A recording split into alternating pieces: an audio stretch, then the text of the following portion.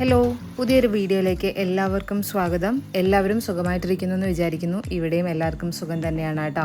അപ്പോൾ ഞാൻ കഴിഞ്ഞ ആഴ്ച തൃശ്ശൂരായിരുന്നു, ഈ ആഴ്ച പാലക്കാടാണ്. ഓരോ ആഴ്ച അങ്ങോട്ടും ഇങ്ങോട്ടും മാറി മാറിയാണ് നിൽക്കുന്നത് കേട്ടോ. കാരണം അവിടെ പോയി കഴിഞ്ഞാൽ ഞാൻ എൻ്റെ വീട് മിസ് ചെയ്യും, ചിലപ്പോൾ പ്രശാന്തൻ്റെ വീട് മിസ് ചെയ്യും. പിന്നെ ഇവിടെ വന്നു കഴിഞ്ഞാൽ എനിക്ക് അവിടെ പോകണമെന്ന് തോന്നും. അപ്പോൾ കുറേ വീടുള്ളതിൻ്റെ പ്രശ്നമാണെന്ന് തോന്നുന്നു കേട്ടോ, അറിയില്ല. അപ്പോൾ പാലക്കാട് ഇന്ന് എൻ്റെ വീട്ടിൽ രാവിലെ എന്തൊക്കെയാണ് ഉണ്ടാക്കിയതെന്ന് കാണിക്കാൻ വേണ്ടിയിട്ടാണ് ഞാൻ ഇന്നൊരു വീഡിയോ എടുക്കുന്നത് കേട്ടോ. എല്ലാ ജില്ലയിലും നല്ല മഴയും യെല്ലോ അലേർട്ടും റെഡ് അലേർട്ടും ഒക്കെയാണ് പറയുന്നത്. ഇവിടെയും ഏകദേശം ചിലപ്പോൾ ഒക്കെ റെഡ് അലേർട്ടും ചിലപ്പോൾ ഒക്കെ യെല്ലോ അലേർട്ടൊക്കെ പറയുന്നുണ്ട്. പക്ഷേ ഇടയ്ക്കിടയ്ക്ക് മഴ വരും, ഇടയ്ക്കിടയ്ക്ക് മഴ പോകുക, അങ്ങനെയാണ്. അപ്പോൾ ഇന്ന് രാവിലെ ഞാൻ ദോശയ്ക്ക് ചട്നിയും ചമ്മന്തിയാണ് ഉണ്ടാക്കിയത് കേട്ടോ.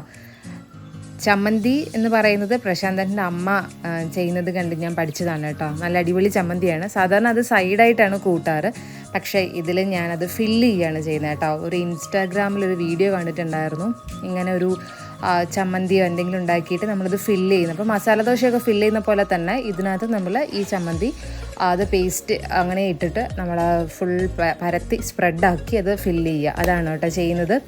ചിലർ ഈ ദോശ മറിച്ചിടും, ചിലർ ഈ ദോശ മറിച്ചിടില്ല. എനിക്ക് ദോശ മറിച്ചിടുന്നതാണ് ടേസ്റ്റ് ഇഷ്ടവും കേട്ടോ. അപ്പം ഇത് മറിച്ചിട്ട് കഴിഞ്ഞാൽ ആ മാവൊക്കെ കറക്റ്റായിട്ട് വേവുള്ളൂ. എന്നിട്ട് അത് ഫില്ല് ചെയ്തെടുക്കുക. അപ്പോൾ നല്ല ചൂടോടെ അതൊന്ന് ക്രിസ്പി ആയിട്ട് തന്നെ നമുക്ക് കിട്ടും. ഇങ്ങനെ മടക്കി പ്ലേറ്റിലിട്ടിട്ട് സെർവ് ചെയ്ത് കഴിക്കാവുന്നതേ ഉള്ളൂ കേട്ടോ. അപ്പോൾ അതിൻ്റെ കൂടെ തന്നെ ഞാൻ ഒരു ചട്നിയാണ് ഉണ്ടാക്കിയത്, തേങ്ങാ ചട്നി. അപ്പോൾ അതും കൂടെ ഒഴിച്ചു കൊടുക്കുന്നുണ്ട് കേട്ടോ.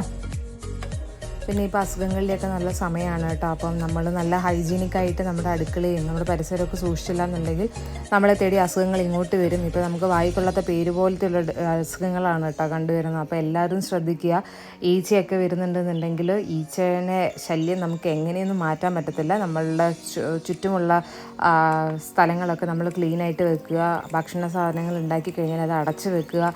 അങ്ങനെയുള്ള കാര്യങ്ങൾ ചെയ്താൽ തന്നെ നമുക്ക് പകുതി അസുഖങ്ങളിൽ നിന്ന് നമുക്ക് മാറി നിൽക്കാൻ പറ്റും കേട്ടോ. അപ്പോൾ എല്ലാവരും നല്ല ഹെൽത്തി ആയിട്ടിരിക്കുക, നല്ല ആരോഗ്യമുള്ള ഭക്ഷണങ്ങൾ കഴിക്കുക, 3 നേരവും ഭക്ഷണങ്ങൾ സ്കിപ്പ് ചെയ്യാതെ കഴിക്കുക കേട്ടോ. അപ്പോൾ വർക്കിന് പോകുന്നവരാണെന്നുണ്ടെങ്കിലും നന്നായിട്ട് വെള്ളം കുടിക്കുക. ഇപ്പോൾ ഈ മൂത്രത്തിൻ്റെ കല്ല് അങ്ങനെയുള്ള കുറേ അസുഖങ്ങളൊക്കെ എല്ലാവരുടെയും ഇങ്ങനെ കറങ്ങി നടക്കുന്നുണ്ട്. അത് വെള്ളം കുടിക്കാത്തത് കൊണ്ട് തന്നെയാണ് വരുന്നത്.